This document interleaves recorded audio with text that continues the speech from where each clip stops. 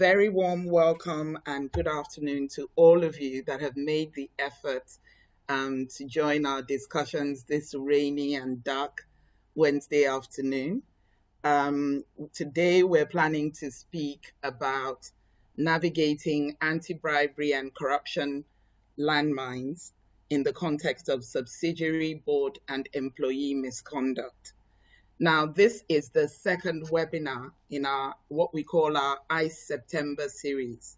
That's our investigations, compliance, and ethics team's series of 5 webinars this September, which have been carefully curated in order to discuss specifically topical issues in the investigations and compliance space. So we take a different issue, different panel, and different host every week.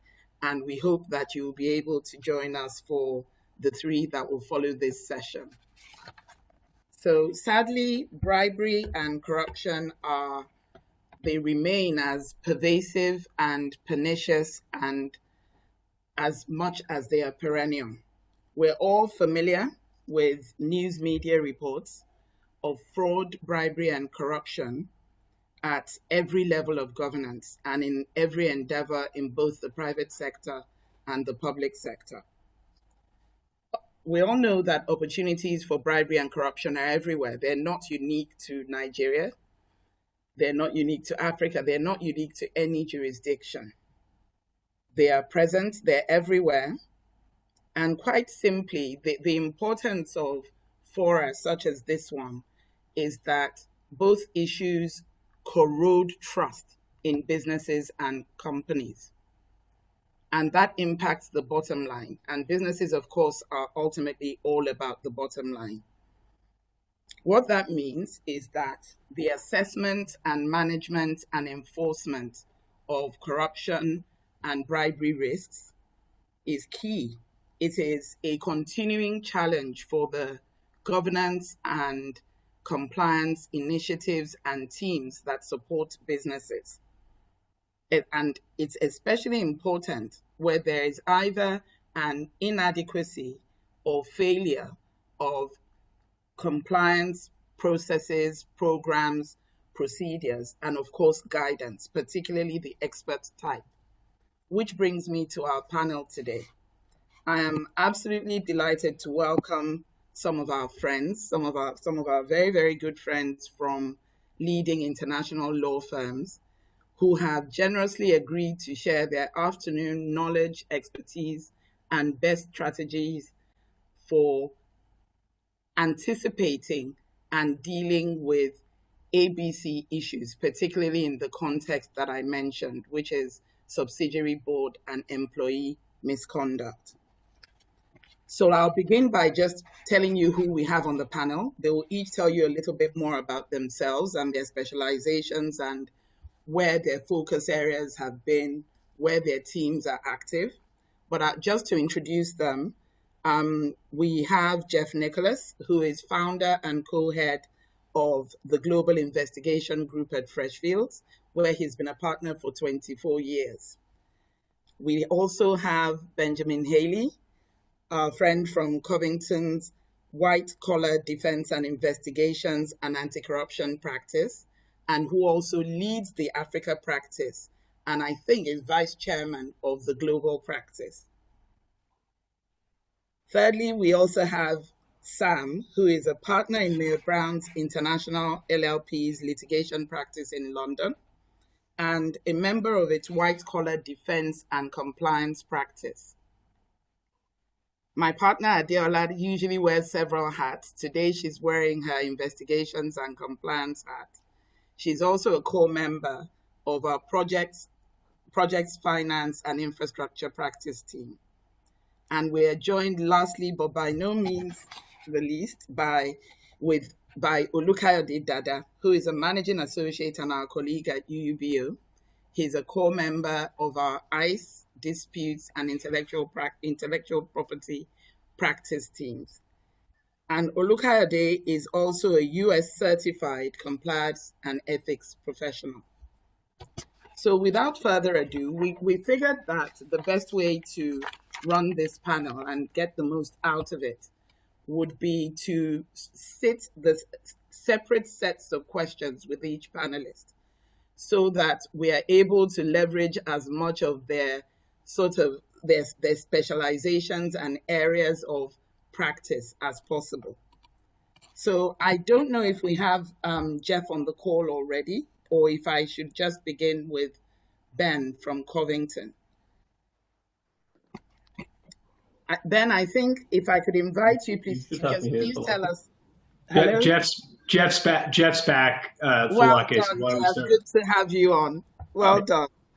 So, Jeff, could I begin with you? Then I'm going to pick on you first to tell us a little more, please, about the jurisdictions in which your team and you, where you practice, what you're seeing in terms of the current levels of enforcement activity in those jurisdictions, and presumably, obviously, those are the jurisdictions in which your clients are active. And how does the current level compare with what you've seen in the last 18 months? And what do you think are going to be the drivers for the level of activity that we will see sort of looking forward in the next 18 months? Thank you. Yeah, okay, and if I miss any of that, Falaki, just jump in. I'll prompt you, don't worry. So just a little bit really first about our group, so I can give some context to that. As you mentioned, we set up our Global Investigations Group probably about 10 years ago now.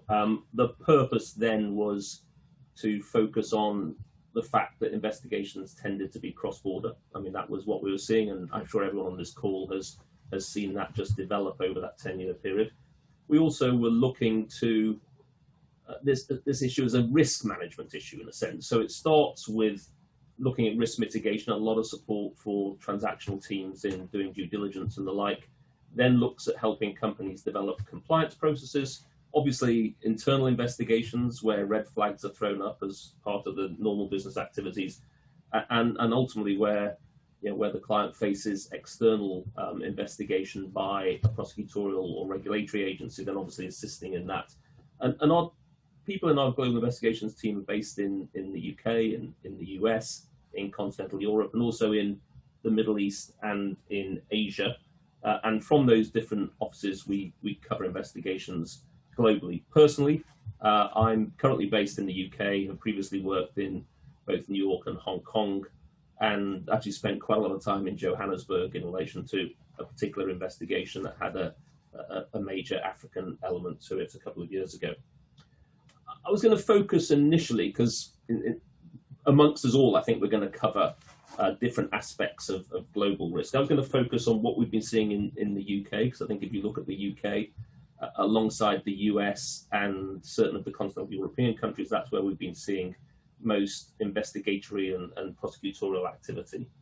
2 years ago, in August 2018, we had a change of leadership at the Serious Fraud Office, with Lisa Ossowski becoming the new director, and she came with a US background, having previously worked with the DOJ. So there was a lot of anticipation about how the Serious Fraud Office was going to change. She spent probably her first year looking to clear the decks. There had been a lot of cases against corporates and indeed against individuals, which had been on the SFO's books for a number of years. And she made a number of decisions around whether or not those matters should be taken forward. And we saw, for example, cases against individuals in relation to Rolls-Royce not proceeding. We saw the case, the investigation against GSK also being brought to an end. The second year, I think, has been a bit more of a mixed bag. There have been some challenges, both for the SFO and for her leadership, in particular focusing on the number of the big fraud cases and false accounting cases they sought to bring with the collapse of trials against high-profile individuals in both Tesco and the Barclays case. I think she's had, and the SFO indeed as a group has had, a stronger record in relation to ABC, and that's probably been capped off, as everyone know, by the Airbus decision, which led to a $3.9 billion global resolution, the largest global resolution to date. That involved both the three countries, UK, France, and the US. I think notable points coming out of that, which also help inform what we're seeing in this space. First was the prosecutorial cooperation, in particular between the French and the UK authorities. They formed a joint investigation team and they divided up the different jurisdictions to be investigated. I think the other thing that was important, because it's something we've thought might be tested at some stage in an SFO investigation under the UK Bribery Act, was the fact that Airbus accepted the SFO's jurisdiction, even though the relevant entity was not a UK incorporated company and none of the relevant conduct took place in the UK. So that's always been something we thought was going to be tested, and in that case, Airbus decided to accept the jurisdiction of the SFO, and I think it reflects both the breadth of the UK legislation and also, to be fair to the SFO, the effectiveness of its approach in relation to that particular matter. The SFO has also secured this year convictions against 2 Unioil executives. That's in the context of the wider Unioil investigation, looking at the role of that company as consultant for various large companies globally. However, in the context of Unioil more generally, we've seen the SFO announce in May of this year that it's closed its case against one of ABB's subsidiaries. I think that again reflects the willingness of the new director to take a hard look at cases and determine where it's appropriate to actually continue to investigate and continue to take them forward to some form of resolution. But the director did come under some personal criticism for her conduct in the context of those cases. So a little bit of a mixed bag, but I think probably those convictions and the start of the process of determining where further actions can be taken in relation to Unioil was, again, the SFO operating in an appropriate and probably more sophisticated manner than perhaps we've sort of had cause to think it does in the past. We're also continuing to see a flow of DPAs, of deferred prosecution agreements. Clearly, where there are significant risks for the companies are looking to see whether DPAs may be possible, and the willingness of the SFO to enter into those DPAs and the circumstances in which they will do so is becoming clearer. So 2 key things I think we've seen from some of the latest DPAs is the SFO's attitude to cooperation in the context of both the provision of witness evidence, where there is a strong expectation that the company in issue will cooperate and will provide first-hand testimony to the SFO. And also, and controversially for those who practice in this area, its attitude towards privilege claims, where in the past the SFO has sought to dissuade companies from exercising its right to rely on privilege. It said recently that it's not telling companies they can't rely on privilege, but it is requiring companies to independently certify any privilege claims and to provide privilege logs. So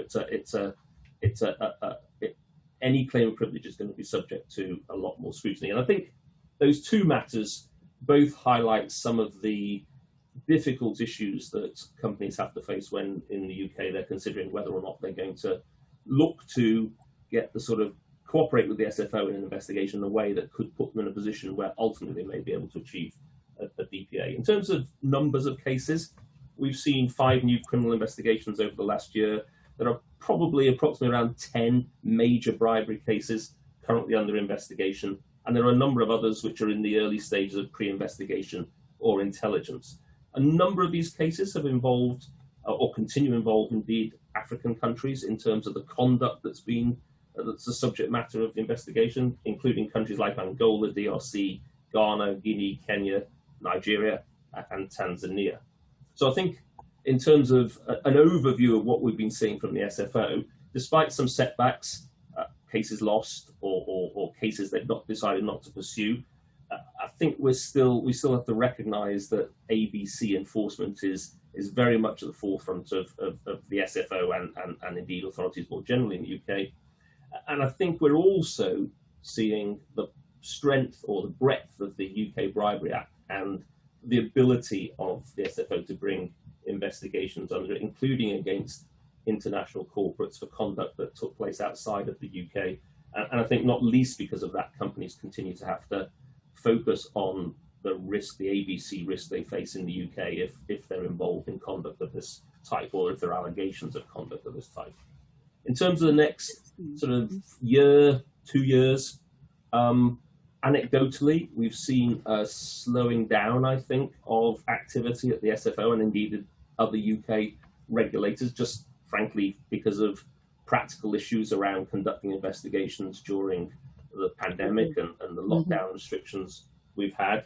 I expect to see that starting to ramp up as things start to move back to something that's a little nearer to normal, although I wouldn't expect to see enforcement activity itself increasing significantly in the short term. I think beyond the 12-month, maybe 18-month period, we're going to see a lot of pressure to bring those cases that are in the pipeline to resolution. I mean, one of the things Lisa Osofsky was brought in to do was to ensure that cases were investigated more expeditiously and decisions were made about how they were going to be resolved more quickly. So I think we'll see quite a lot of pressure because of the delay that's happened as a consequence of the pandemic. I also think we will start to see pandemic-related cases. I know everyone keeps saying this, but I think we will. Indeed, this week, Lisa Osofsky's actually said the SFO is ready and keen to take on cases which are linked to COVID-19. Now, what are they? I think there will be probably a number of fraud-related cases, including how government monies have been applied for and used. That may be more domestic than international. But I think in the ABC field, I think challenging market conditions obviously increase pressure on companies to win business. I think that heightens the risk of there being poor decision making. And I think that the fact that a lot of due diligence has had to be done virtually is also raising questions as to how challenging that due diligence has been and is capable of being, particularly where one's looking at a compliance function that might be headquartered in the UK or the US, but is looking at activities across the global business of the particular company. So that's how I sort of see probably the next 18 to 24 months. Now, I've probably failed to cover one or more of your questions. So if you want to remind me I of think other issues, you've done a great job. You've done a great job. I'm just curious, what sort of common themes are you seeing in corporate criminal liability and enforcement, both sort of in the UK and globally? I mean, what sort of impact do those sort of global changes have on companies?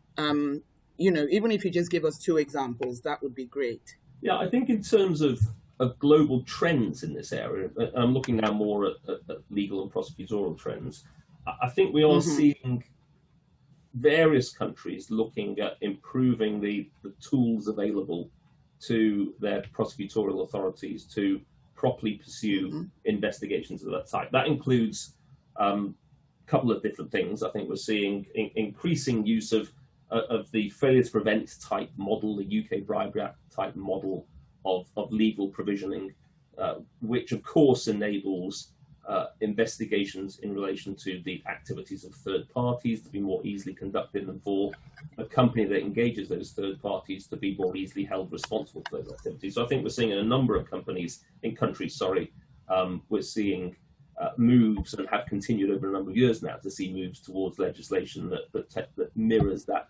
failure to prevent type offence. I think we're also seeing in more countries now the DPA styled type resolution.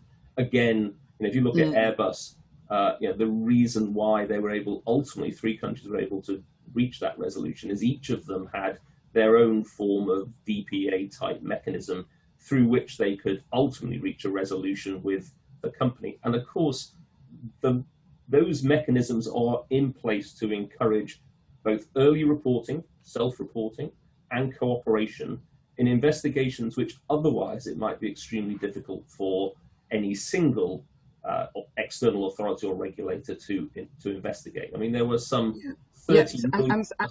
I'm really sorry, Jeff, for interrupting, but a lot of our audience aren't lawyers, and I just thought whether it might be useful just to explain, when you say the DPA type, just to give some context around that so that everybody's sort of up to speed with what you're speaking about. Absolutely. And this is a mechanism which now exists it started really in the US, exists in the UK, we see it in France and other jurisdictions now.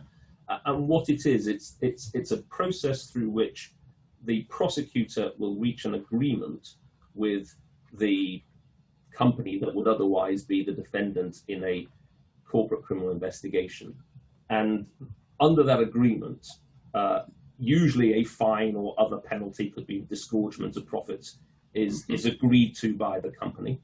The company usually also agrees to certain required improvements into its compliance processes, might have to agree to a monitor for a period of time, and may have to agree to ongoing cooperation with the prosecutor or prosecutors in terms of their investigations in relation to the activities and culpability of individuals, for example, former officers and directors of the company and or other third parties who might be involved in the misconduct.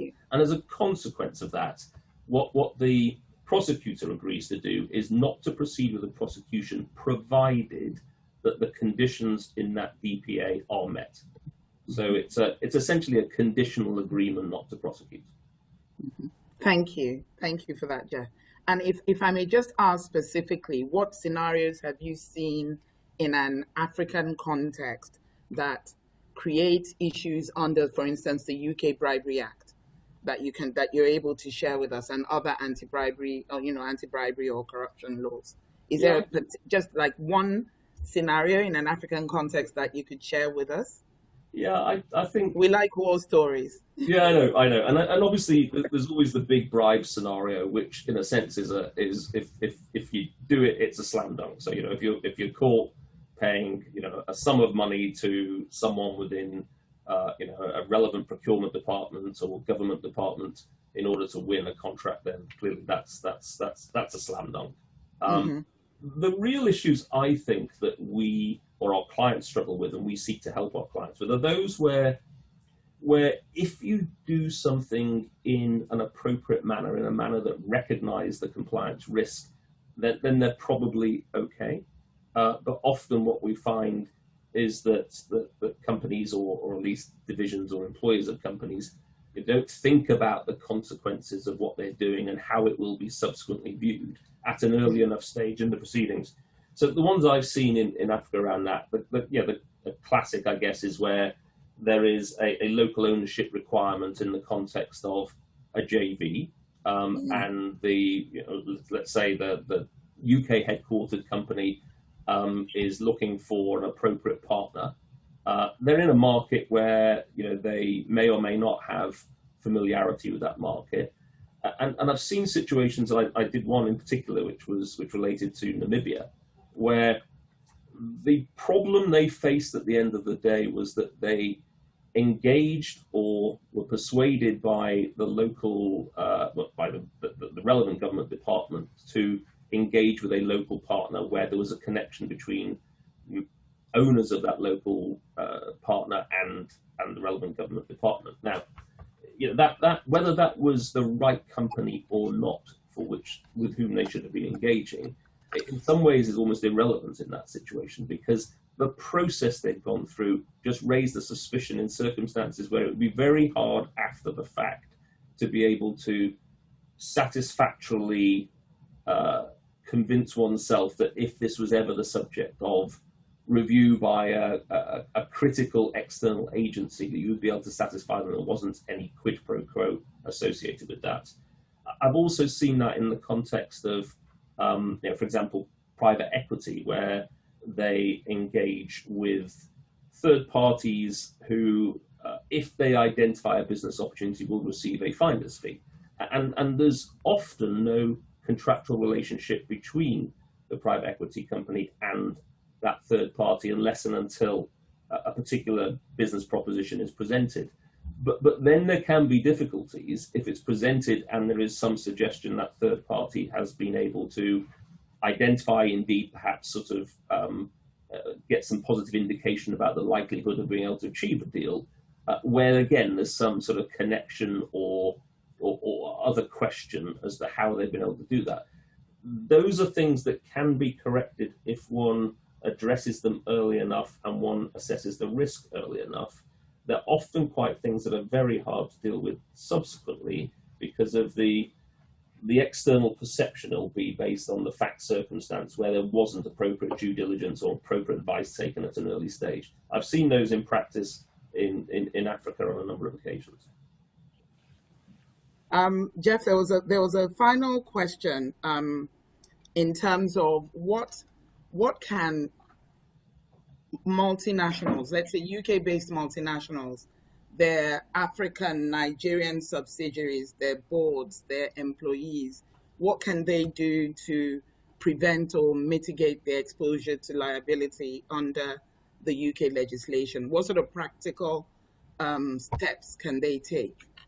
Yeah, I think we have increasingly in recent years, indeed this year, been getting guidance both from the Department of Justice, for example, in the US and the SFO in the UK as to what they would look for example, in compliance procedures, which is obviously the focus of risk mitigation here. But let me short circuit it. We've been getting guidance from the SFO and the DOJ, probably more specific guidance from the DOJ as to what they'd look for in effective compliance programs. I think in the UK we're learning more to some extent from the various DPAs, the deferred prosecution agreements we see, and what compliance programs they're requiring there. I think what we are seeing evidently, and I think none of us who are professionals in this field will be surprised by it, but what we're seeing evidently is that your written policies and procedures are your starting point. That is not the end of the process. They are your starting point. What really matters is how your compliance ABC policies operate in practice and whether they can be shown to be proportionate to the corruption risk you face in your business. We've had some very pointed questions asked of our clients in ongoing investigations, and they sort of show the standards which companies will be held to. So, for example, when they're looking at board level oversight, they're wanting to see that is meaningful. They're asking about the frequency of reporting to the board. They're asking about the detail at which matters are reported to the board. And interestingly, they're asking about what consequential actions are taken as a result of discussion of those issues and the related risks with the board. They're looking at budget and resources, and they're testing that against the risks the company faces. They're also wanting to see that compliance has teeth. So they ask questions, simple questions like, well, which transactions have you rejected? Which third-party consultants have failed to get through your compliance processes? Have you issued warnings or indeed dismissed employees? They ask for concrete evidence in that regard. And they want to see that the compliance function itself is the subject of audit, whether that's internal audit or periodic external verification against best in practice. And so what I think the way in which companies in the UK need to be looking to mitigate risk in this area is to see compliance risk, to see ABC risk as one of the core risks that business faces, and to see it's being treated as such alongside other business risks. And I think too often in the past, what has happened is the board has received confirmation that ABC policies are in place, that training is taking place, and they get periodic reports on any internal audits that might evidence any risk in that regard. But that is not being seen to be enough. In Airbus, the SFO was critical of Airbus. It had very good, perfectly good written policies and procedures.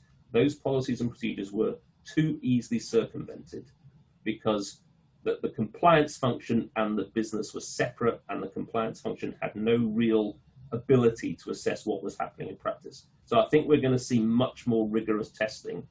And I think, therefore, when you look at what companies can do for Larky in this regard, it is actually do that testing for themselves before they're subject to external review. Absolutely. And thank you so very much, Jeff. We'll come back to you so that you can share some takeaway tips for our audience. But you've left the discussion at a place where I think it's ideal to invite Ben in. Ben specializes as well in internal compliance programs and processes and helping companies position themselves to ensure that they remain compliant, and ensuring that they are up to speed and observing best practices, and when necessary, even leveraging technology in order to achieve their compliance objectives. I've sort of spoken for you, but I think you do a much better job than I would, Ben. Do you want to share with us what your practice comprises of Sure. what sort of jurisdictions you work in with your team. Please go ahead. Sure. Thanks, Falake, and thanks for the opportunity here to be on this fantastic panel. I really, really appreciate it.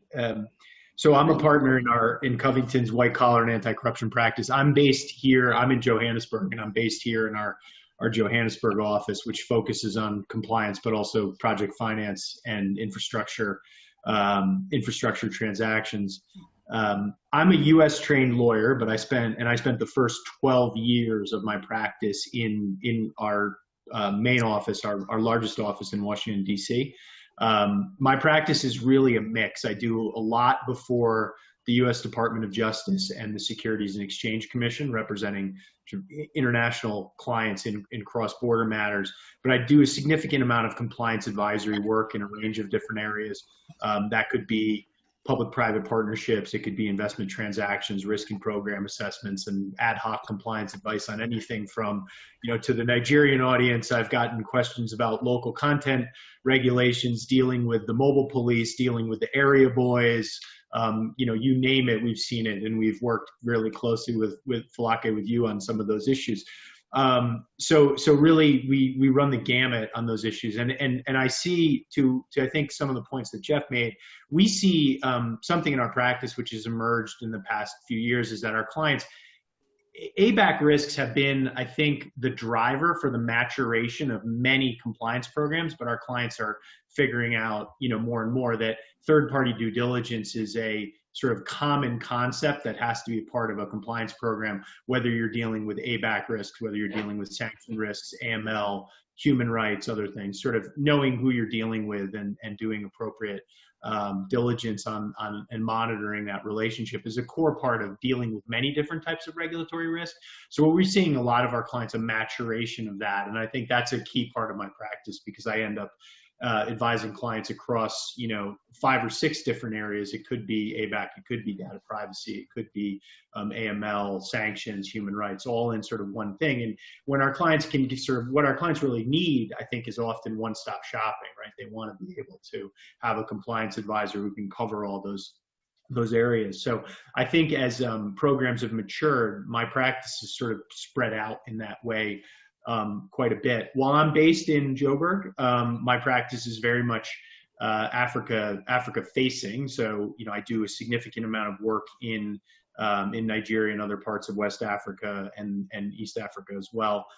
We're pretty much sector agnostic. So our clients run the gamut from energy to technology, consumer products, financial services, you name it. I think I probably split my work about 50-50 right now between investigations and as Jeff noted, I think a lot of our clients right now are focused on what they need to be thinking about in terms of the DOJ guidance that the updated DOJ guidance that came out in June 2020.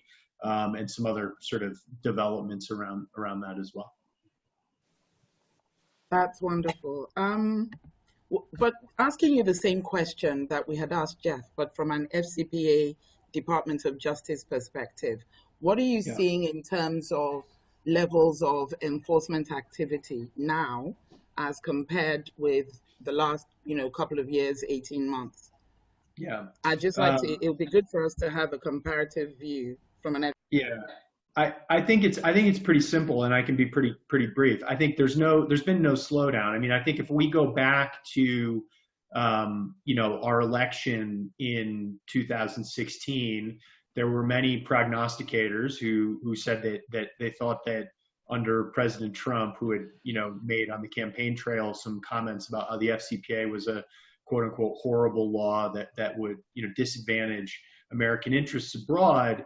What we've seen is that, while you can debate the degree to which certain parts of the U.S. government have been sort of politically captured, the Department of Justice at the line level remains sort of independent. And we have a good stable of career prosecutors or prosecutors that want to go from being prosecutors into the private sector. And how do they do that? They make cases.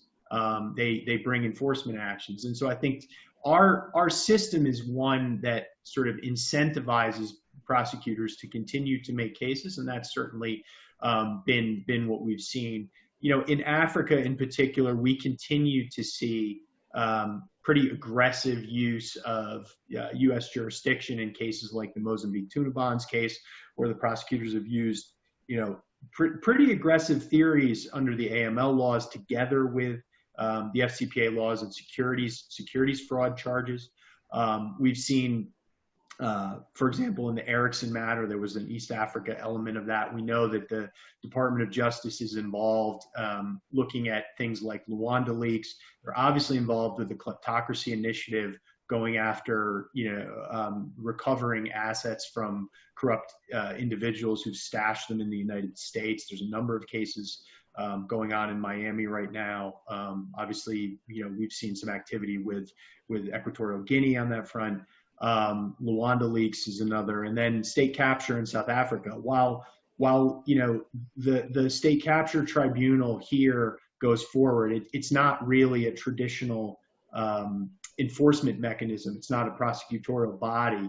It is looking into a number of historical transactions under the Zuma administration that have raised potential corruption issues. There have not been in South Africa a number of prosecutions arising out of that, but we know that the Department of Justice is definitely involved with U.S. Entities who are implicated in that or otherwise have U.S. exposure. So the short answer is we don't see anything letting up, quickly. And as I'm not sure that there's going to be a major change if the election goes the way that I hope it will, and I won't tell you which way I want to go. You can probably guess.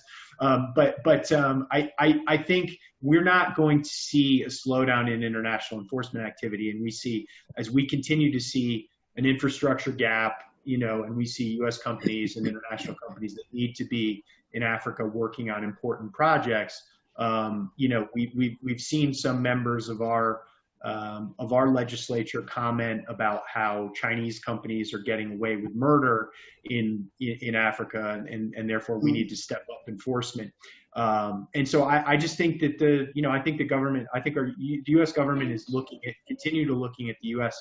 FCPA as a policy tool to sort of enable companies to invest in Africa. And if you look at the top 10 FCPA settlements, it's not the majority. I think it's been 8 or 7 out of 10, depending on what year you're looking, are non-U.S. companies, right? And so we continue to see aggressive enforcement, and I think that's not going to change anytime soon. The FCPA has certainly been at the vanguard of most of the investigation and compliance regulations. What is it that authorities like international authorities like the FCPA, from an Africa-specific perspective, in terms of internal investigations, for instance, what is it that the FCPA expects of companies that are doing business in Africa or in Nigeria from an internal investigations perspective? So I think if you sort of step back in any internal investigation, there's a sort of simple concept and objective to any investigations, which is that your investigation should be credible and it should be reliable. And I think that's true whether or not you're doing an investigation to report to management or board of directors, or whether your audience is the Department of Justice. What does that mean? I think it means you've taken reasonable steps to find the key facts and the person's responsible for the misconduct. You know enough to take remedial action.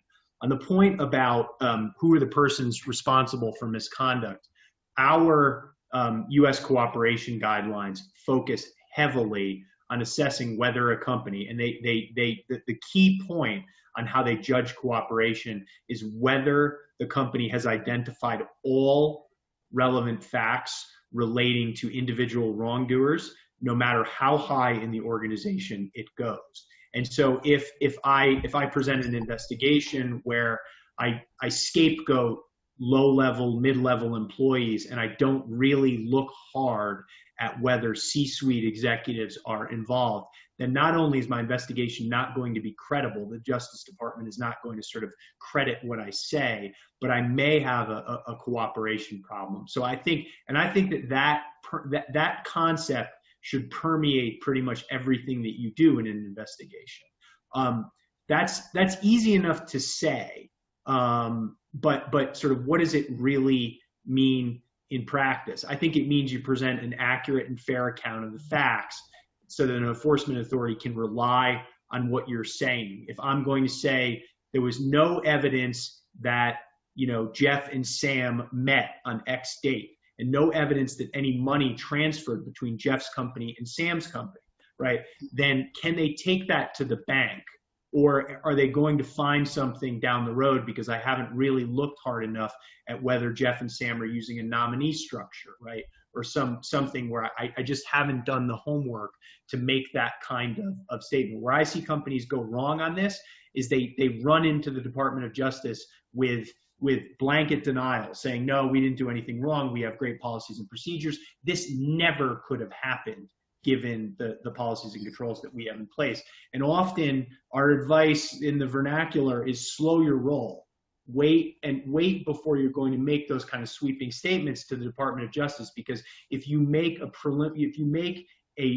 sort of premature denial and you end up being wrong, especially if you make it with force, you're going to lose your credibility. And I've seen counsel changes around that all the time, where we will come in because someone has gone in and said the right way to handle this is like we would in civil litigation, which is to say no, and then we have to dig ourselves out of a hole. And when you're in a cooperation mode, that can be really, really difficult.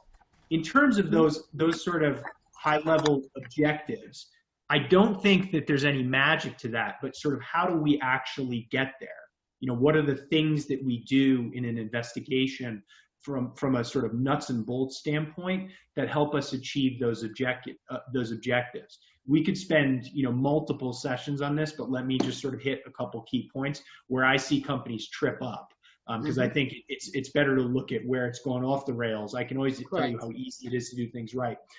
Yes. I think you have to conduct your investigations with an eye towards the external stakeholders that you need to satisfy. So to what Jeff was saying earlier, that means I need to understand what's expected of me in terms of cooperation at the beginning. And if that means that in order for me to do an effective investigation, I need to tell my client at the outset, look, if we don't look at the C-suite's emails and we don't look at their WhatsApp messages, this is not going to be credible.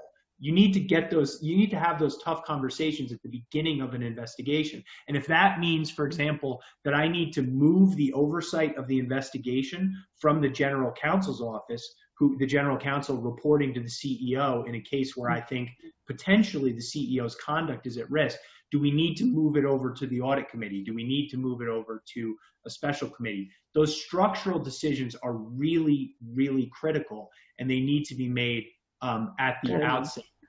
Early, from what I hear you say. Yeah.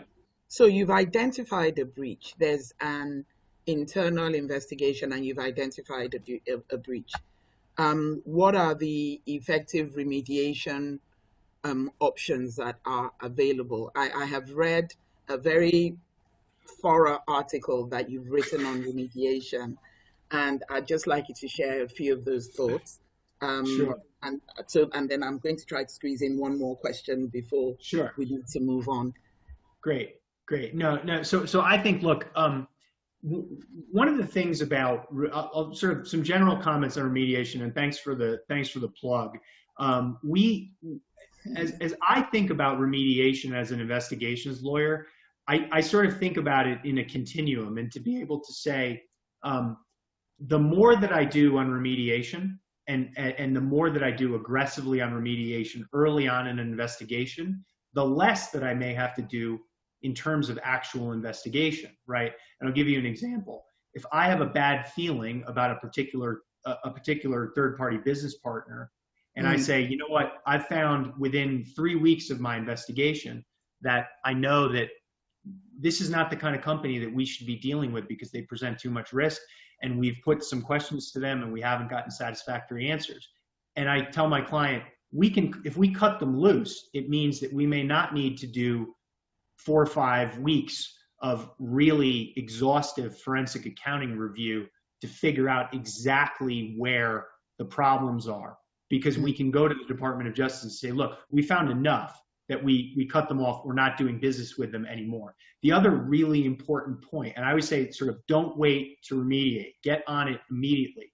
The Department of Justice has said over the past, and the SEC, over the past 5 years, and this is old news by now, remediate as you go. Don't wait until the end of an investigation.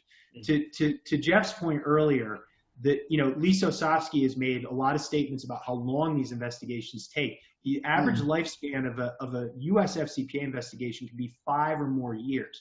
If you're waiting 5 years to stop the bleeding, then during the course of the investigation, there may be numerous myriad violations that are going on. What does that mean in terms of disgorgement? It means that the clock may be running in terms of increasing your exposure as you go.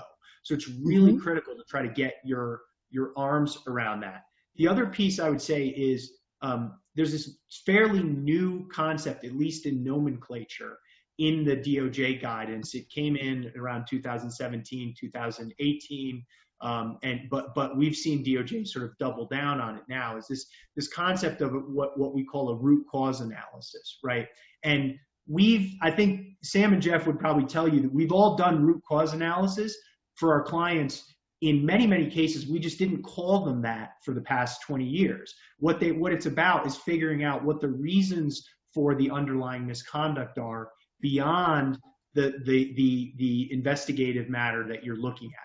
That could be looking at the incentives that the employees have, looking at whether or not the employees are in a scenario where, regardless of what the policies and controls are, and whether I fire somebody, I put someone else new in, and they're going to make the same bad decision and put the company in the same position of risk because they're in a safety or security or economic sort of duress situation where they feel as if they don't really have a choice.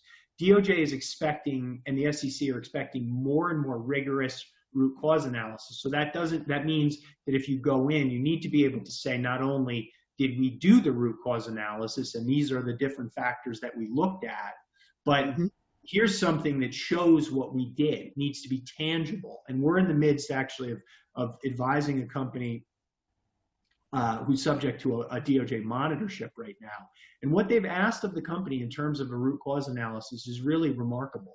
It's that they want the company to look back and basically eliminate various different types of causes of the behavior that go far beyond whether or not a particular control failed or whether or not a particular employee made a bad decision. And they want a long, detailed document that goes through that. And I think that companies really need to be focused on that. And then the last piece, and I'll just be quick, is don't underestimate how hard it is to actually fix problems that, you know, on their face could be simple. If I have a third party that is problematic and I know that I want to get rid of Sam's company, the question is it as simple as just stopping payments to him, right?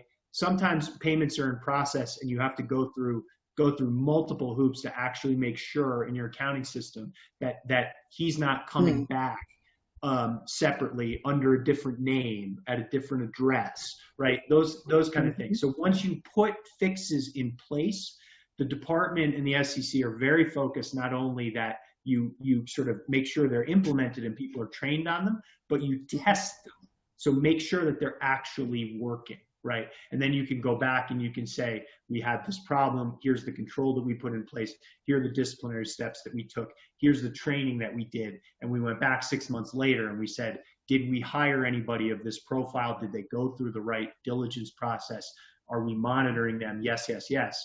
Then we know that what we did actually works. Thanks, Ben.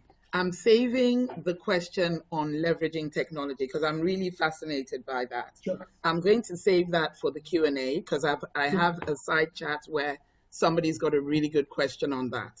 And I'm going to save that for the Q&A and come back to you. But you mentioned towards the end of your conversation there the issue of monitorship, which sort of takes me very smoothly into an introduction of Sam Eastwood from Mayor Brown.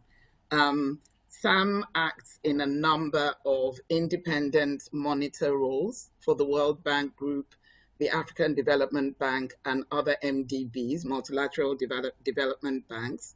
And he's also acted in a number of sort of quasi-monitor roles in other capacities.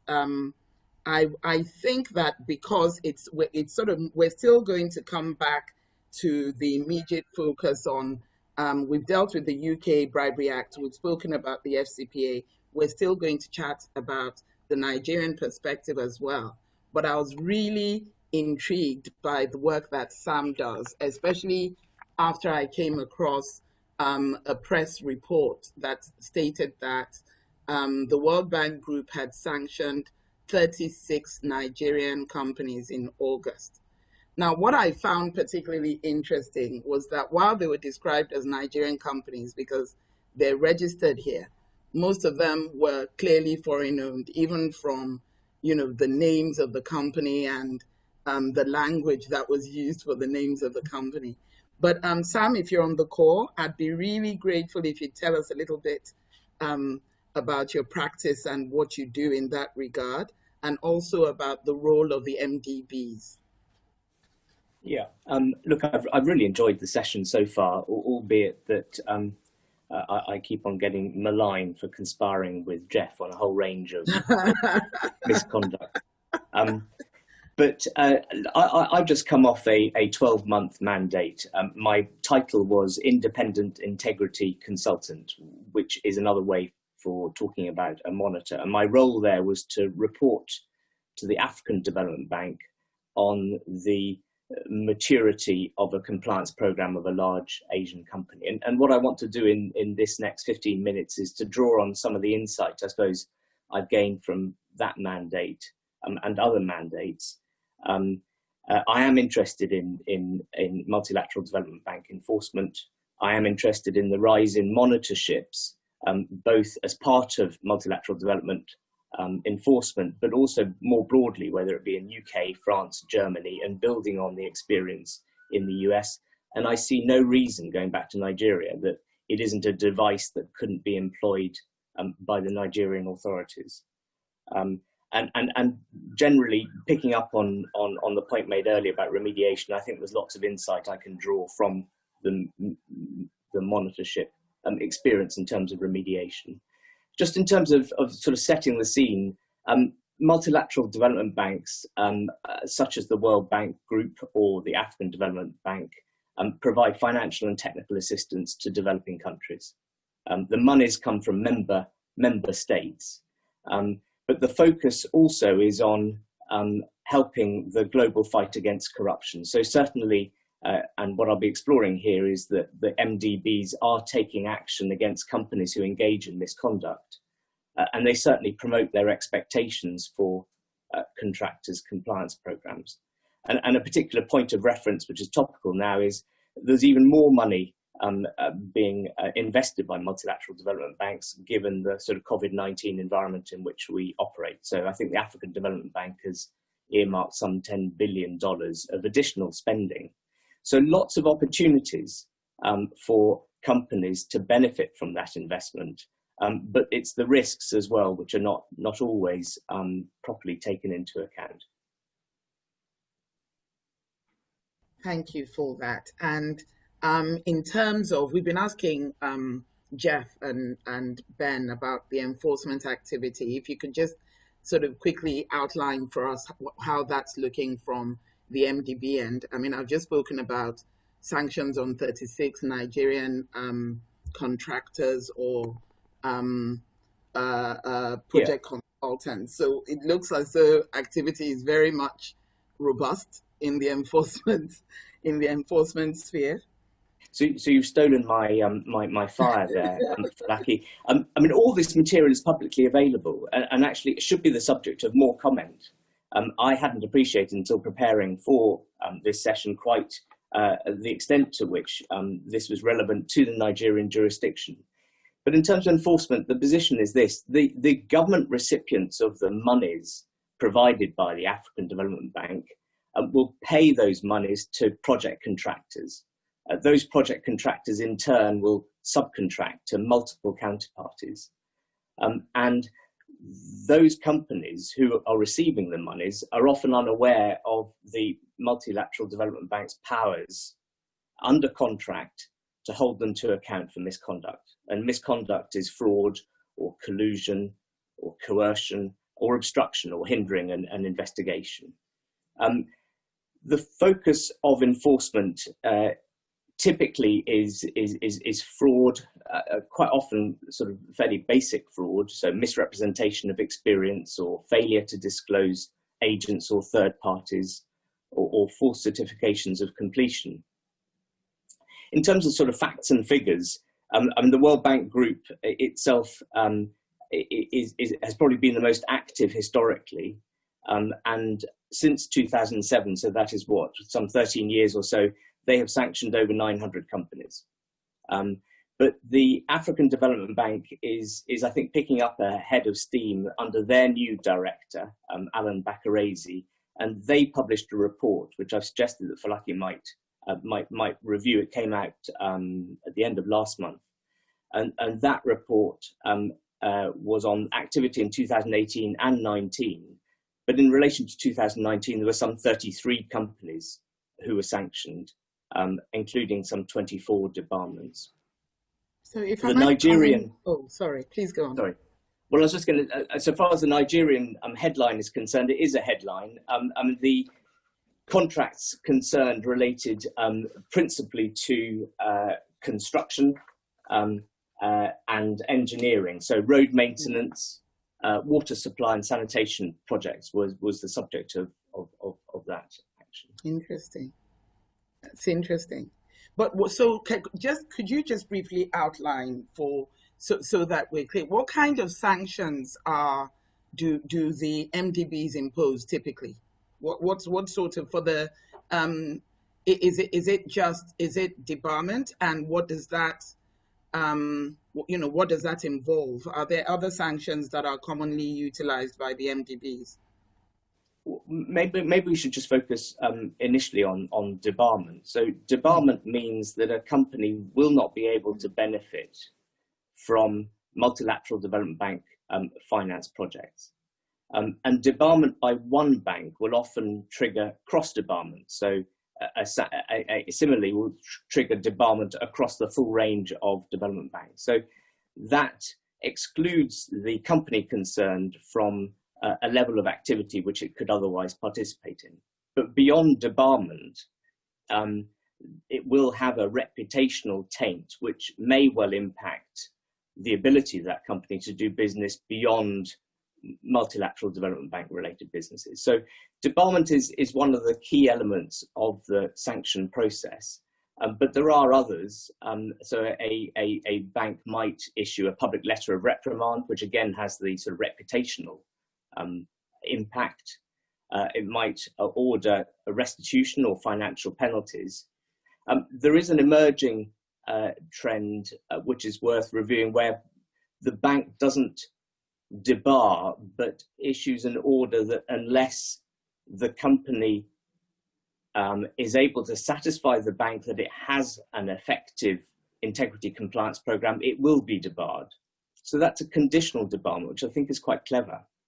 So there was a Chinese company, or a Ugandan subsidiary of a Chinese company, who earlier this summer received exactly that. So an order for conditional debarment. So they've got 12 months in which to develop a program to the satisfaction of an independent monitor who will be reporting to the African Development Bank. If they fail to make that cut, then they will be debarred. And I can tell you that in that 12-month period, they're likely to be extremely busy to meet what can be quite demanding challenges.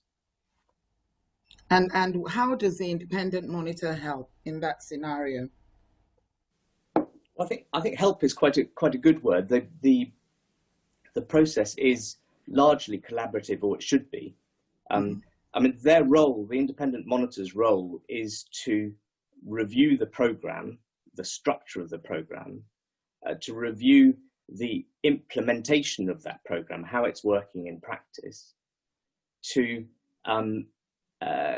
usually that involves significant engagement with the business concerned and with the compliance function and other functions of the business concerned, and over time to produce reports which enable the development bank in question to assess the developing maturity of the program. All programs mature. All programs are the subject of constant refreshment.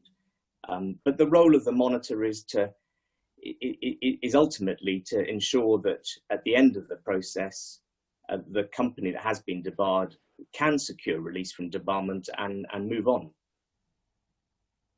So yes, exactly. So you've been sanctioned, you work with the monitor in order to get a release from debarment, ideally, and then move on, according to the comments that you've just made. But what happens in terms of let's say you have a Chinese parent company that has a Nigerian subsidiary, just by way of example, it could be from anywhere. And the subsidiary and the subcontractor are, as you said earlier, unaware of the MDB strictures or requirements for executing the road construction contract in Nigeria. What is it that parent company can do? What sort of steps can it take in order to ensure that the subsidiary and its employees sort of insulate or at least restrict the extent of liability that they may incur for breaching MDB requirements? So it's really important that companies are aware that they are engaged in MDB financed contracts, if in fact that is the case. So to that extent, and it's not always obvious, so they should be aware that they're dealing with MDB financed contracts. They should be mindful of the expectations of the MDBs in terms of the performance of the contract. And the parent company, which the parent company, should ensure that all its subsidiaries have compliance programs which meet emerging MDB expectations, which in turn reflect the sort of international standards that Jeff and Ben have referred to earlier on. So I think that really is a sort of key part of it. I think they also should be prepared for the development banks to exercise the audit rights which they are entitled to do under the contract. Mm-hmm. They have to take those audits, which increasingly are happening.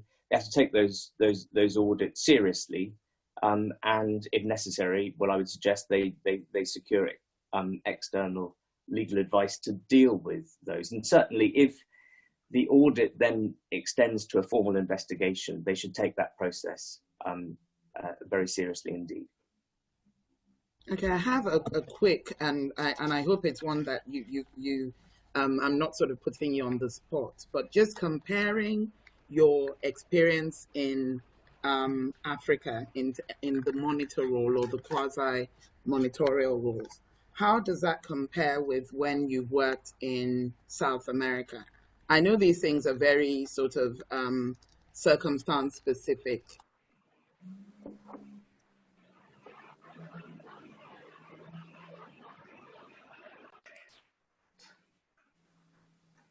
I think you've muted yourself. Thank you, man. Your fingers must have clicked on a button. Yes, it must have. I was hovering over it and it went. No, I was trying to ask Sam whether there were any discernible cultural differences that you've seen in terms of how well sanctioned companies work with monitors. I know I don't think it's been widespread so far in Africa, but just from the scenarios that you've been involved with, and I know you've worked in South America and other jurisdictions, is there anything that, is it the same story in most places? It's still new to everyone, or do you find that they're more responsive in other jurisdictions? So let's see. So when I'm dealing with sanctioned companies, ultimately I will be engaged with senior management at board level at the company itself. And it's really important. I think communication is a key part of the monitorship process. It's really important that even if the language that we're talking is on the face of it reasonably alien, which it was in the case of the mandate I've just done, it's really important that they understand the bank's expectations. So I think you were talking earlier about how the monitorship works, and the role of the monitor. One of the roles of the monitor is to translate and to communicate. But even if you've got sort of head office engagement, which is a key part of the monitorship process, the role for the company or headquarters is to ensure that the program is implemented effectively in all jurisdictions. And I find that really interesting. So as part of a monitorship, I will go to different offices of the company in different jurisdictions. And you're absolutely right, the experience in Argentina and Mexico is very different to the experience in Indonesia and the Philippines. So I haven't mentioned African jurisdictions, but it could just be the same as well in Tanzania and Zambia. And what I'm really interested in is the engagement with individuals, both at senior and junior levels. So you'll find in Mexico and Argentina, individuals will be much more forthcoming at every level. And one of the concerns of the development banks is the speak up culture or whistleblowing culture, or the openness with which companies engage with their staff. And that's much more readily apparent, say, in Argentina and Mexico than in Philippines and Indonesia. And that reflects their sort of cultural differences. And what you're looking for is whether the company itself recognizes the different cultural elements within the various different jurisdictions where they operate. So I think that's fascinating. And yes, you have to adapt to the different jurisdictions. Thank you very much, Sam. I think we'll still have additional questions from you for you in the Q&A. I've received some sort of on the chat, on my private chat, and even on WhatsApp. I'm receiving questions for the panelists. I am going to move on, and we'll circle back, but I want to move on now to speak with my colleagues about the Nigerian perspective. They're both very dynamic key team members of our investigations, compliance, and ethics team. I'm keen for them to share. Adeola and Olukade, I can't see you on the screen, but I know you're on. I'm keen for you to share what you do specifically in your ICE practice at UUBO, and then to speak to us about what the most common sorts of issues that you see, particularly in the context of employee misconduct, where the employer is perhaps a multinational or a corporate. Adeola, are you going to take that question, or is it Yes. Okay. Yes, I'll start, and then Olukayede can provide a few remarks. You had mentioned when you introduced me initially that I wear two hats, and that's very correct. I'm both a project finance and infrastructure lawyer, as well as an ABC compliance and investigations lawyer. Our firm UUBO formally set up our compliance and investigation team a few years ago with the intent of fully harnessing our competence and capacity to advise a wide range of clients, particularly corporates and multinationals, in connection with various compliance issues, and to support them in conducting investigations when there have been breaches. The compliance and investigations team provides various services, including assisting with developing codes of ethics and business conduct, compliance policies, and similar documents. Some of the work that we do in this space involves both advisory as well as regulatory support. And what do I mean by advisory work? A lot of times clients come to us and ask us to advise them in relation to an interplay of both the international statutes that have extraterritorial effect, such as the United States Foreign Practices Act and the UK Bribery Act and Nigerian laws. And therefore, we have to advise them on that interplay, as well as how Nigerian law addresses some of those issues. And we will get to those issues in the course of this webinar, but those issues range from issues that are related to offering bribes to public officers, to giving facilitation payments to public officers, and to even giving gifts during ceremonial occasions and otherwise. We also support clients before regulators, such as the Economic and Financial Crimes Commission, the Corrupt Practices Commission, the Nigerian police sometimes, and other regulatory agencies. The work that we do in the investigation space is very interesting because on many occasions, the investigations would have been conducted internally, and they will then come to us and ask us to carry out an independent investigation in order to determine whether there have actually been breaches. Yes, many times these clients do know that there have been breaches of their internal code of ethics and compliance frameworks and policies, but they also do want to know whether there have actually been breaches on the Nigerian law and the extent of those breaches. So it would be our responsibility to tell them what those breaches are and the effect that those breaches would have on both the employer on one hand and the employees on the other hand. Okay, please carry on. I was just going to say, I'll let Olukayode provide some insight into this area. Yes, I'll hold my question. As well. Okay, Olukayode.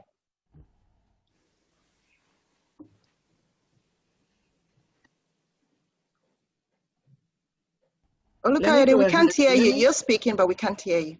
But go ahead with your question. Okay, while that is sorted.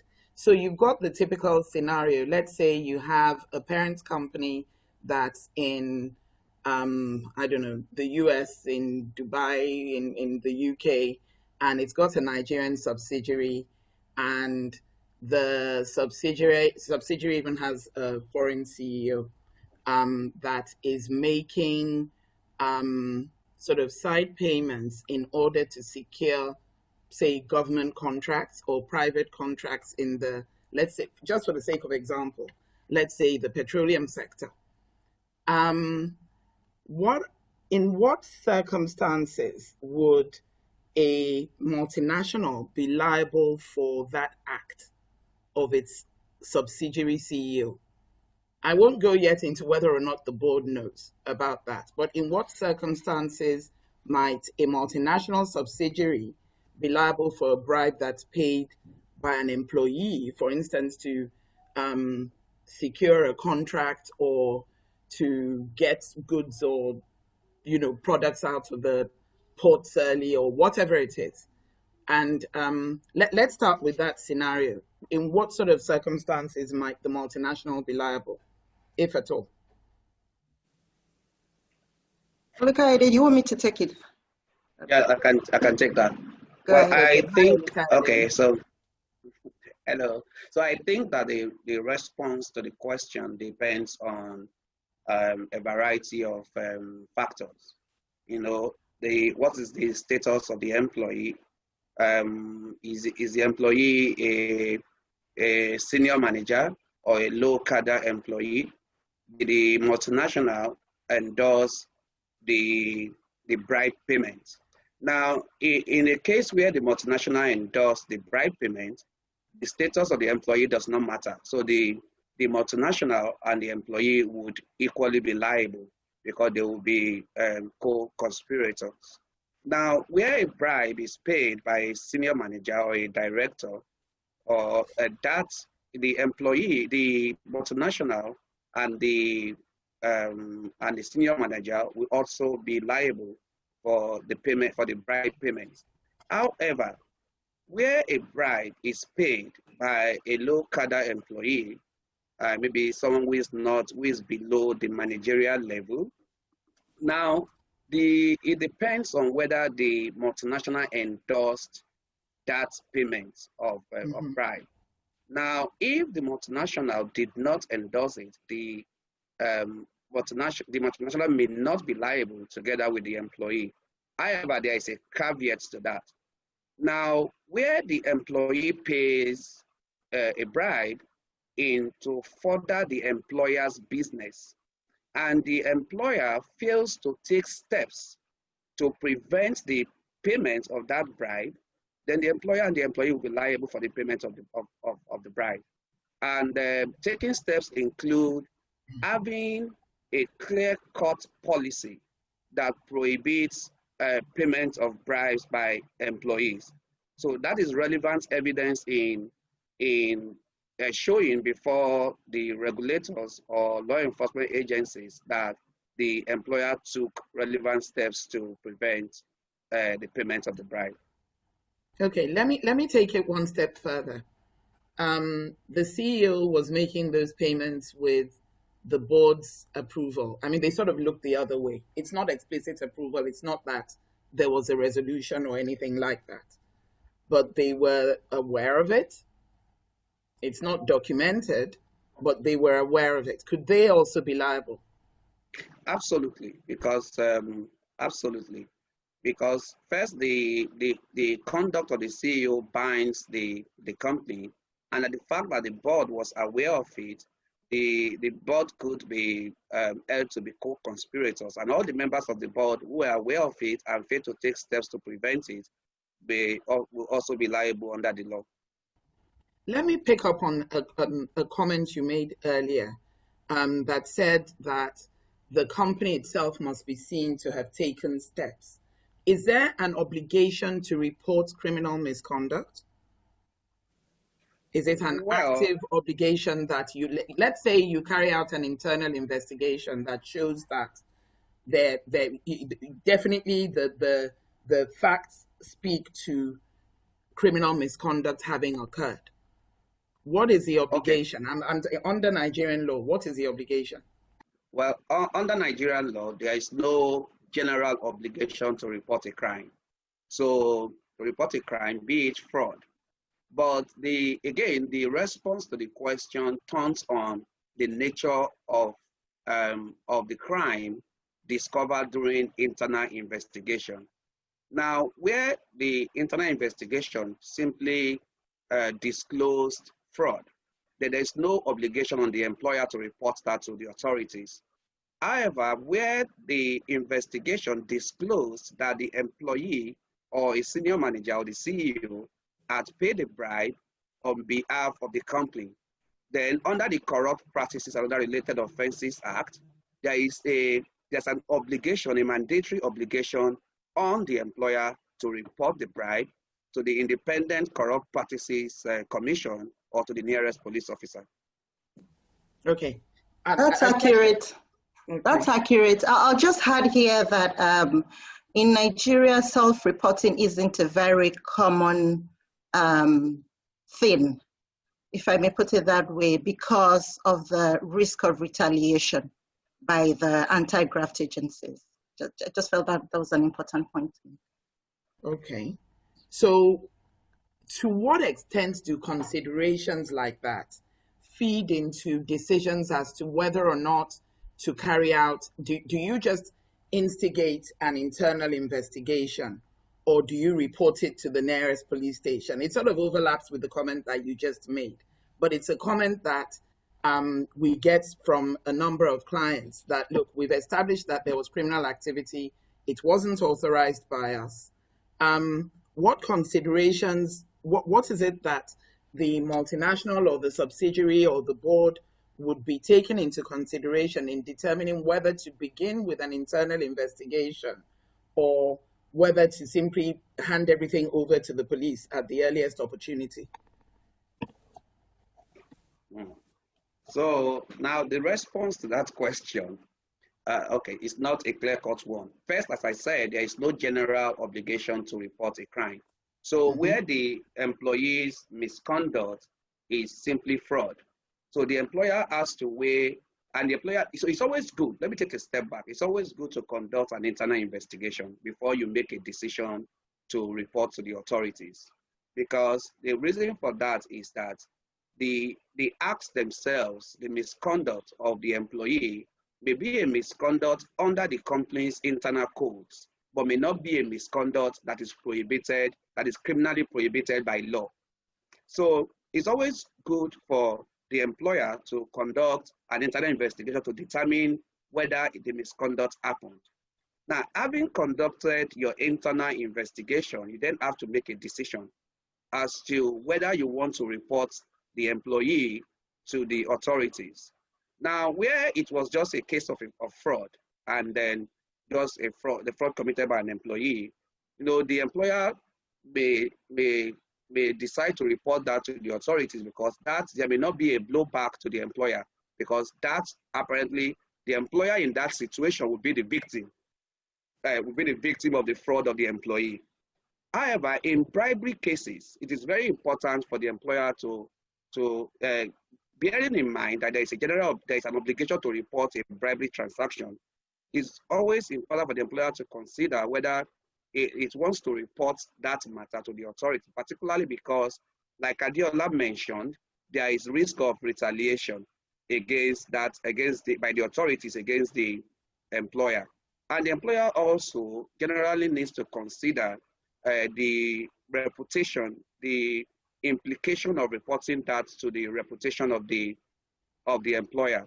So what we find among multinationals in Nigeria is that, and we have advised a lot on this issue, is whether there is any benefit, whether there is any obligation to report a crime. And we say, no, there's no obligation to report a crime.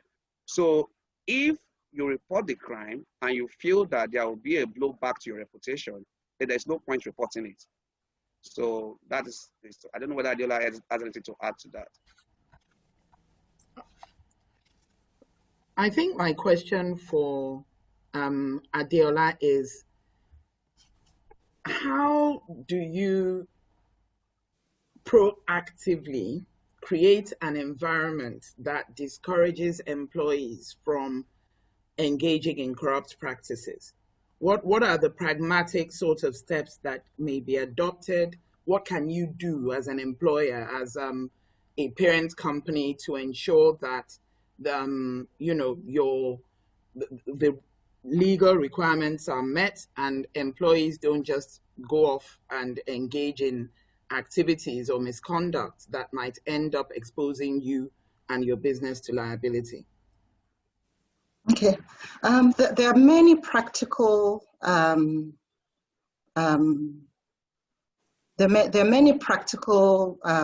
requirements, if I may put it that way. I think the first on my list would be the fact that there has to be a tone at the top of the organization that there is zero tolerance for breaches of both laws and code of ethics and compliance policies.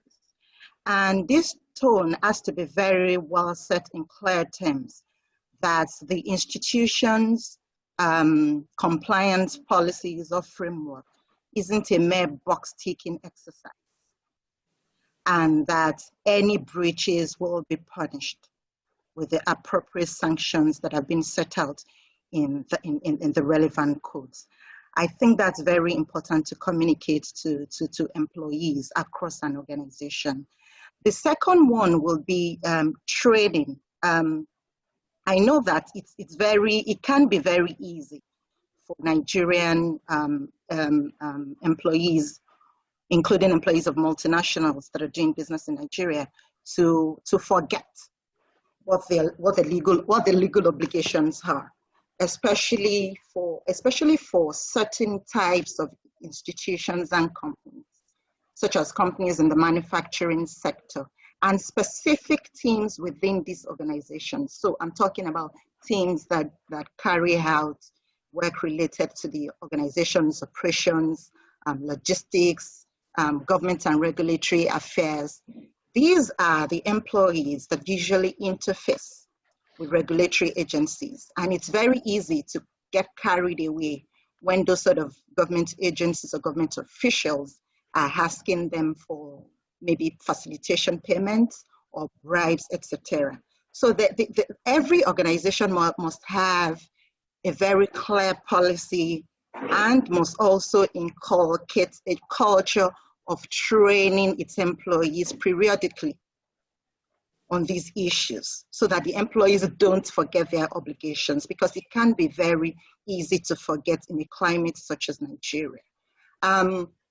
We have a client that used to, the client was engaging in it was undertaking a contract with the government on the other side in Nigeria many years ago.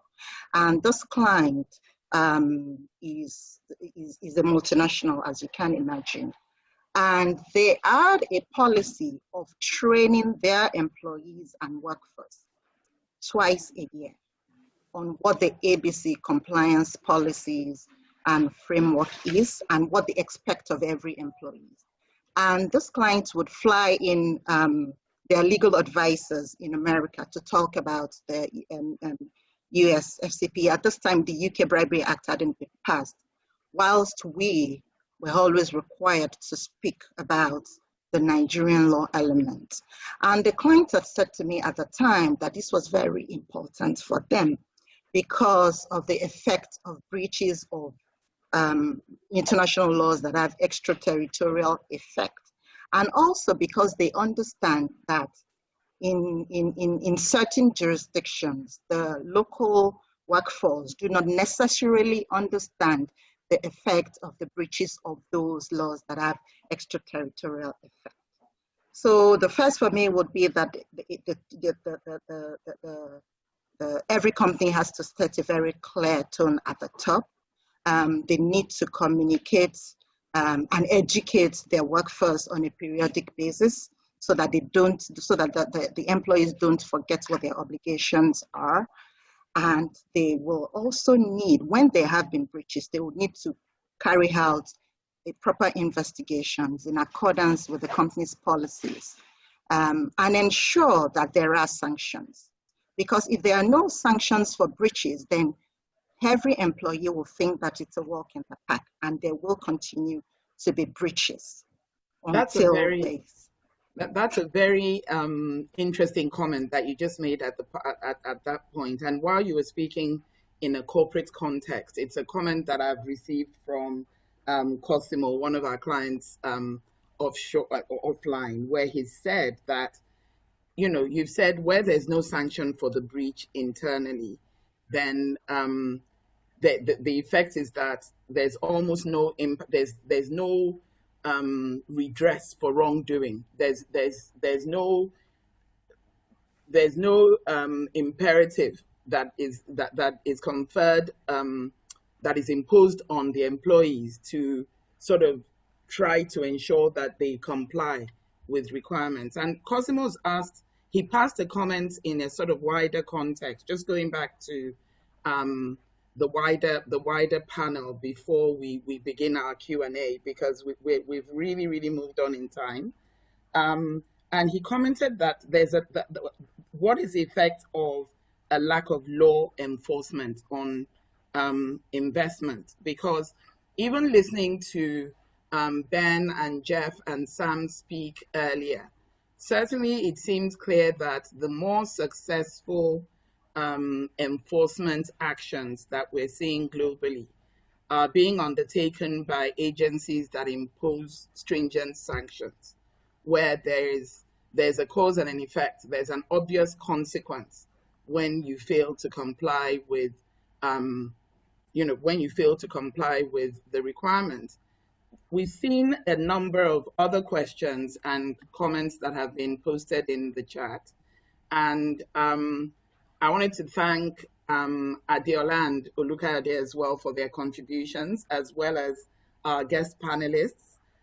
It's been a very engaging and interesting discussion so far, but I think that we should have a stab at some of the audience questions that have been posed. So there's a question for Sam that's come in. It says, question for Mayor Brown: in working on the compliance program of a private equity company I think you mentioned the private equity company, or Jeff did earlier. It says, what are the key items that they should be looking to include to ensure, I think, compliance, to ensure that the company is well covered from a regulatory perspective? I think I would invite any of you to respond to that question, because it's almost universal. So they're asking, what are the key terms that need to be included in the compliance program of a private equity company to ensure that they are regulatorily compliant? Shall I give a quick answer to that? Okay. So one of the things that's quite interesting is why they're asking that question in the first place. And the reason why they're asking that question in the first place is because the private equity company won't be able to raise as much money as it might want to raise from its investors unless it can demonstrate to those investors that it has effective compliance management of its investee companies. So that's really interesting. The investor dynamic, we talked about enforcement, but the investor dynamic is really important, and there's no better place to look at that than how private equity is now responding to compliance issues. The second reason why the private equity company is asking you that question is because they're worried about value. What they want to do is they want to buy a business, they want to enhance that business and sell it on. If they buy a business and they get the pricing wrong because it's tainted by corruption or some other compliance issue, they've got a problem. And I've got direct experience of that. So the private equity business wants to make sure that it's asking all the right questions when they go into buying businesses. And they certainly want to make sure that the way that business is conducted meets international standards. I think it's really important to focus on international standards rather than the Bribery Act. In terms of quick guidance, there's something called the Principles for Responsible Investment, PRI, and they've got some fantastic material which will give you all the answers. Otherwise, Jeff and Ben have referred to some of the significant amount of freely available guidance which is out there, but I would look at the DOJ guidance. Yes, it's focused on the US, but it is broadly applicable across a range of jurisdictions. And I would look also at the World Bank integrity guidelines, going back to the multilateral development banks. I think it's good to neutralize the sort of the jurisdictional element. And actually, if you focus on the World Bank integrity guidelines as good guidance for what a private equity company might do when addressing compliance issues, that's a good place to start. Thank you very much, Sam. If I can just add, if I can add one quick point, Falaki, Sam's answer was fantastic. I think with our clients, we a lot of times focus on different aspects of private equity risk. One is the sort of going in risk, the decision making around particular investments and evaluating opportunities, and then once that investment is made, what's the portfolio company risk? What's your oversight? Yeah. Do you have people on the board? And we see a lot of times where we have private equity clients who are putting one or more people on the board of a portfolio company, and the virtue of them being on the board, if they're, say, a UK person on the board of a company that's doing something in Africa, are they exposing themselves to risk individually? So there's a separate angle there as well, but I think Sam covers it well. And I think that just a plug for while the US the Department of Justice evaluation of corporate compliance programs, as Sam said, they're not applicable broadly around the world, but I do think that they are a sort of indication of international best practice in a lot of ways. And I get questions from clients all the time. Why should I care about this if I'm not a US company? Is that if you want investment from a US company, or you want investment from a company who does play by those rules, they will be judging your compliance program with reference to those types of standards and the World Bank standards, as Sam so rightly points out. Thank you. Thank you so much, Ben. There's a question on here for you, Jeff. Question for Jeff, it says. To what extent can the UK Bribery Act and the SFO impose an extension of an investigation on a UK entity on its subsidiary in a jurisdiction like Nigeria? Yeah. Thank you, Clark. And there's another question, I think, which is really quite similar in terms of the issue it's raising. I think that, one of the one of the consequences of the UK Bribery Act, one of the impacts of it, is it extends the liability, or potentially extends the liability of, take this example, of the UK-based parent company for the activities of its subsidiaries. And therefore, the SFO would have the ability in the scenario here to investigate the parent company and through it, the activities of the subsidiary. It could potentially, depending on the facts, it could potentially then hold the parent company liable for the activities of the subsidiary. And it can do so irrespective of whether the parent company had knowledge of the activities of the subsidiary.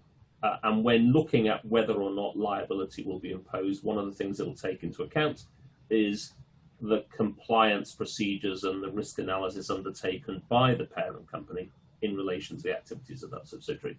So this was one of the core aims of the UK Bribery Act. I mean, there was quite a lot of pushback at the time the Bribery Act came into force, which said that UK government was going to impose standards on UK companies which didn't apply to others. And as a consequence of that, the jurisdiction of the UK Bribery Act is broad. I should say also that the powers to conduct that investigation. So first question is whether or not there can be liability on the part of the UK company. And second is whether the SFO could effectively conduct an investigation into the activities of that subsidiary. I think given certainly the recent practice of the SFO and some court authorities that support that practice, in all likelihood, the SFO would believe that it could seek to impose obligation on the parent, which is subject to its jurisdiction, to obtain information and documentation from its subsidiary. And if the parent sought to resist that, then, I mean, there may be circumstances in which it could, but if the parent sought to resist that, it would have to be on very firm ground that it did not have an obligation to respond to what can be compulsory powers on the part of the SFO. So there was a question, or there was a comment that Adiola made about the fact that self-reporting wasn't normal in Nigeria.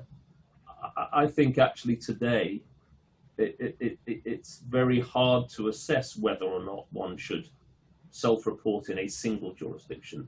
One has to look at all the jurisdictions in which there may be regulatory or prosecutorial interest and determine which of those jurisdictions may seek to exercise powers, and if they were to seek to exercise powers, how one might need to respond, including the benefits and or obligations one may have to self-report. So, for example, in the UK, in this scenario we're looking at here, where there's, I'm assuming that the hypothesis is there's potential misconduct in the Nigerian subsidiary, and what actions can be taken in terms of the UK parent. One of the things the UK parent will need to consider is its risk of facing investigation and prosecution, whether it should therefore be considering reporting in the UK. If it reported in the UK, the likelihood of that report becoming knowledge that is passed on to the Nigerian authorities, and therefore whether or not there is any need or requirement to consider self-reporting in Nigeria, and indeed under our money laundering legislation, whether there, even if the UK parent decides not to self-report, whether there's an obligation to self-report. So these questions start to become quite complex, where one sees parties, group structures sitting across different jurisdictions, and of course with most of our client base that's what we see. It's actually fascinating. It's actually fascinating that in 3 or 4 multiple African countries, there are mandatory reporting obligations. In Nigeria, Kenya, South Africa, there are mandatory reporting obligations. But I find that our clients are typically more motivated to report under voluntary disclosure standards in both the US and UK. Because the local reporting obligations are often crafted in a way that they're either toothless or they're not enforced, exactly. and they don't guarantee that you're going to get anything actually in return in the way of favorable treatment. So despite the fact that you could be liable for not reporting, they just don't work the way that the voluntary standards do. I'm not sure. I think one of the questions is going to overlap with our wrap up and the key takeaways that I'm hoping that you're going to share with the audience. So I'll park that. And I'll just ask one final question in our Q&A before we begin to share those takeaways and wrap up, because we're coming up almost to 4 o'clock. It's been, I've gotten so lost in the conversation. I didn't realize that the time had gone so fast. So there seems to be an open question on the chat that asks that for organizations operating in Nigeria, but with parents regulated offshore, like the UK, emphasis on banks, how do you advise such organizations to balance their regulatory obligations and ethical practices with potentially corrupt operations locally that heavily impact their operations and service to clients? I'm trying not to be specific, says the commenter, regarding these activities, but I do hope you understand my ask. Any offers? I think that was the one I thought there was some overlap with. Yes. The last one. I think where the parent is either regulated or subject to UK jurisdiction, the parent has to ensure that if it's the mitigated risk, has to ensure that the compliance procedures that apply to it and would be expected of it in the UK also apply to its subsidiary, because it can be liable for the actions of that subsidiary. So I think the way such organisations will operate, they will or should seek to operate in a way that ensures, as Sam was saying, ensures that their compliance policies and procedures apply across their business, and indeed where they need to be applied in countries where the corruption risk may be higher, that particular steps have been taken to ensure that they're effective in those countries. Yes. May I? Sure, may I contribute? Yes. I think what Jeff has said is correct. Essentially, organizations would need to not only have, those types of organizations would not need to only have a global compliance policy, but they would also need to localize those global compliance policies. Because when they then localize the policies, it's easier for them to communicate and ensure that their local subsidiaries or employees within their local subsidiaries understand why they are required to comply with those policies, because of the effect that it could have on the overall group. Because that effect could either be reputational damage or financial sanctions or more.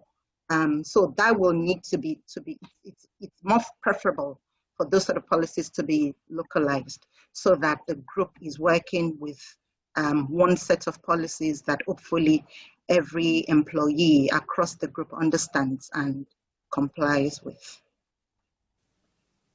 Okay, I think we're nearly there, actually. We're nearly there.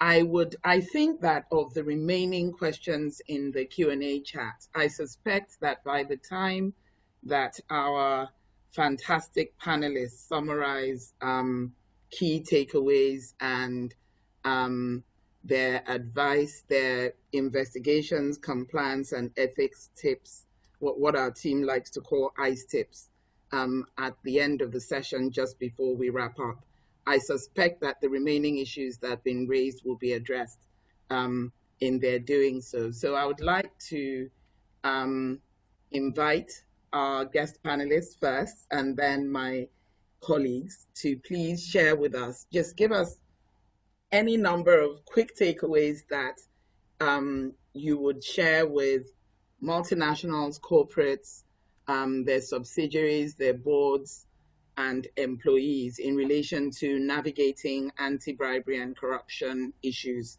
in Africa, Nigeria. be grateful. Any takers to go first? Do I kick off and then hand off? Yes, please. Mine was going to be a sort of positive point, a point that's intended to support compliance practitioners, and it's this. I think effective compliance advice is not about telling clients what they can't do. It's about telling clients what they can do, but how they can do it in a way that properly mitigates risk.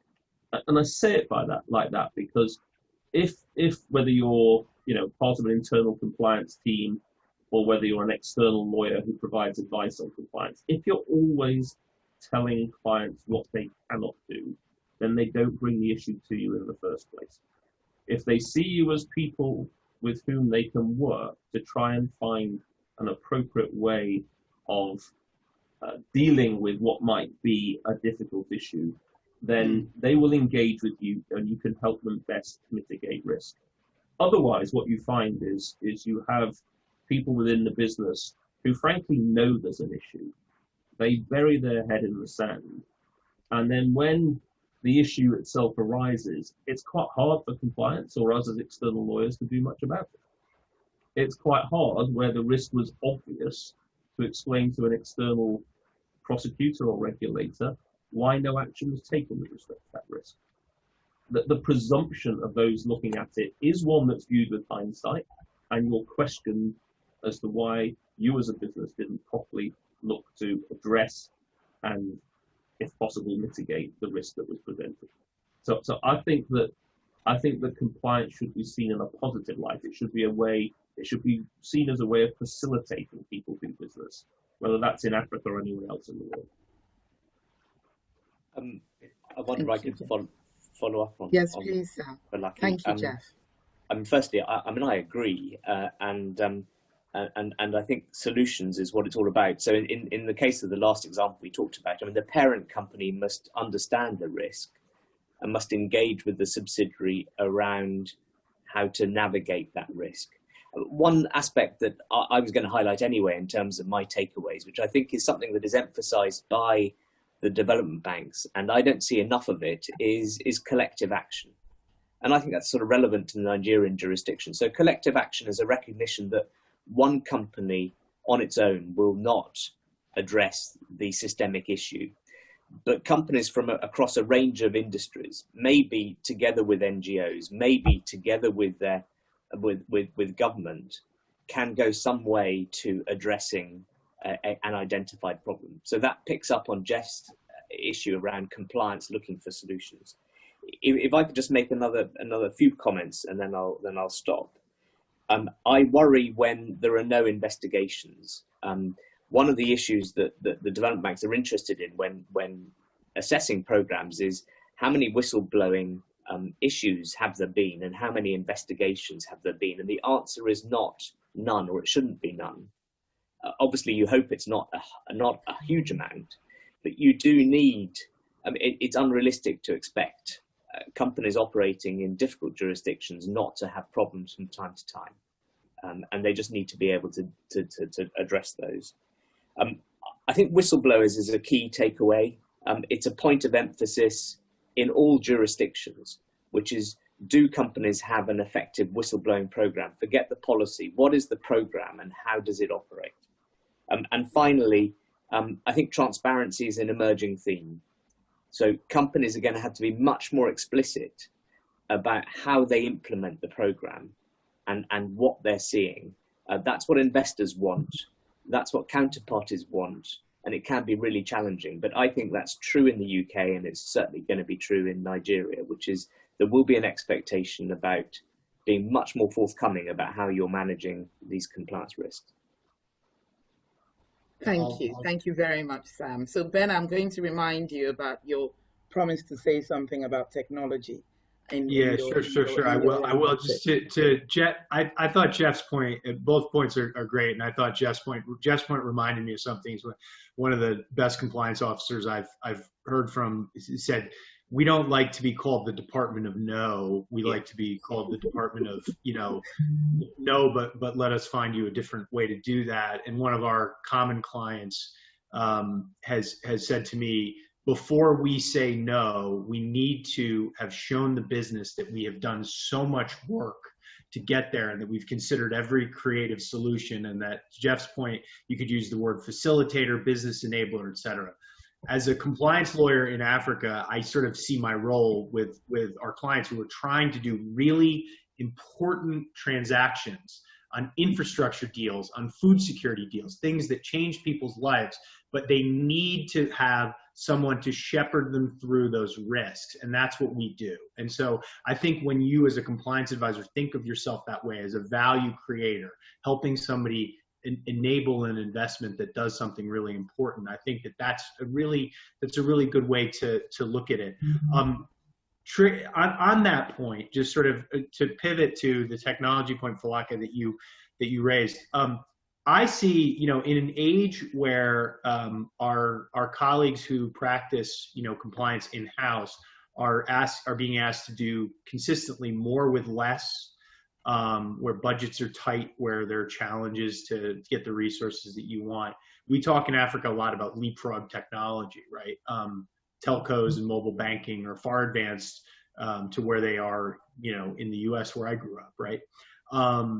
On the compliance front, I have seen clients, and we work with clients, where they are able to use technology as a force multiplier, right?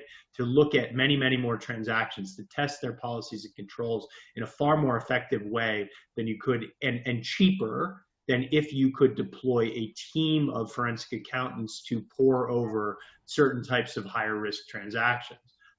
I think that companies really should be thinking about it not only as the sort of vanguard of best practice in terms of substance, but a way to actually reduce costs in their programs in a reliable way.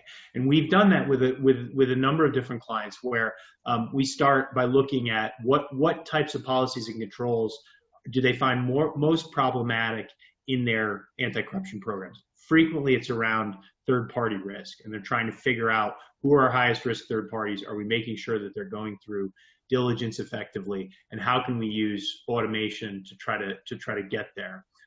There's a lot of, and this is a place too where I think Sam's absolutely right. We see clients that are taking a collective action approach to this, right? Where they're sharing an immense amount of information with each other to say, this is how we do it. Here's how you should do it. Let's share information about specific third parties that we ought not to be dealing with. Because if I'm in the consumer product sector or I'm in the energy sector in Nigeria, chances are that 3 different companies may be dealing with the same third party, right? And sharing that information can be really a really effective way. The last point I would just make, just pivoting to investigations, is I see a lot of clients developing investigations, policies, and protocols so they don't have to reinvent the wheel every time something comes up. When you have cross-border transfers of data, it's really nice to be able to quickly know what the rules and obligations of the company are, so that you don't have to independently go out and get data privacy advice from every different country every time. Sort of how investigations are run, what the privilege guidelines are, those types of things. And I think that that's an investment that's really well made in the sort of maturation of compliance programs generally, because if you don't have that, you spin your wheels every time a new issue comes up. Thank you. Thank you so very much. Finally, I'd like to turn to Olukayode and Adeola to make some final comments, and then we'll wrap up. We're sort of 2 minutes behind schedule, but I think that I would really like to hear your sort of summary and your tips for managing the ABAC risks that we've been discussing in this session. Okay. I'll start, and then Olukayode can speak thereafter. I previously spoke about localizing global compliance programs. But as a takeaway, I think that it would be important to mention that even where those global compliance programs are localized, the group or every institution or multinational has to identify where there are differences. And I'll give an example. Under certain international anti-corruption laws, such as the US Foreign Corrupt Practices Act, facilitation payments are permitted to be made in specified circumstances. In Nigeria, those payments are not permitted. And therefore, the question that we often get asked is, why not? Why isn't this the case? Or under what circumstances can facilitation payments be made? And the answer to that question is no, because our laws do not provide for that exception. The closest that we have under our laws relates to gratification, and even that is the offering of gratification to public officers is restricted and isn't permitted where that gratification is being offered as an inducement, for example, to induce the public officer to carry out an act that he would otherwise not have carried out. I think that another important point would be that organizations need to adopt a proactive rather than a reactionary approach. This goes back to my point earlier about compliance policies not being a mere box-ticking exercise, so that it's not just something that employees are required to sign up to, and those employees do not even have an understanding of the basic requirements under those rules. It's very important for organizations to have a very clear framework as to how employees can easily understand those policies and comply with them. My final point will be in relation to flexibility. And what do I mean by that? It relates to the ability of every institution to stay abreast of evolving laws and regulations, because laws and regulations do change. And organizations would need to update their policies where required, where those changes are made, so that their internal compliance policies continue to be commercially expedient in terms of the businesses that they do. Look at it. Well articulated. All right, so thank you, Adela. Thanks. Okay, so I agree with all of the panelists, but just to add that if you are conducting business in Africa, in Nigeria, and generally Africa widely, you need to understand your risk. You must perform regular risk assessments specific to your industry, the geography, your business structure, your business partners, and the level of government oversight. Then you must then evaluate those risks in the context of your company's control environment, and then to ensure that your anti-corruption compliance program, that there are no gaps in them, and that those gaps are filled if you find any gaps. And just to wrap up, I would say having a compliance program that has more holes in than a Swiss cheese would not work. Thank you, Lukayode. I think the only thing that I would add is a rather obvious point, that perhaps your greatest tool in ensuring that you're properly insulated against anti-bribery and corruption landmines, that you're able to navigate them effectively, is getting yourself at least one of these very talented group of experienced practitioners to help you find your way. And if you've lost your way, to help you navigate yourself out of whatever sanctions have been imposed on you. We can't thank you enough, Jeff and Sam and Ben, and my two colleagues, Adeola and Lukayode. I think you've done an absolutely fantastic job. We've had a lot of audience retention throughout the session, which I think speaks for itself. We're very, very grateful that you've chosen to share your afternoons and your knowledge and expertise with us in this way. And we very much look forward to continuing to find opportunities to have these conversations and hopefully to do more together.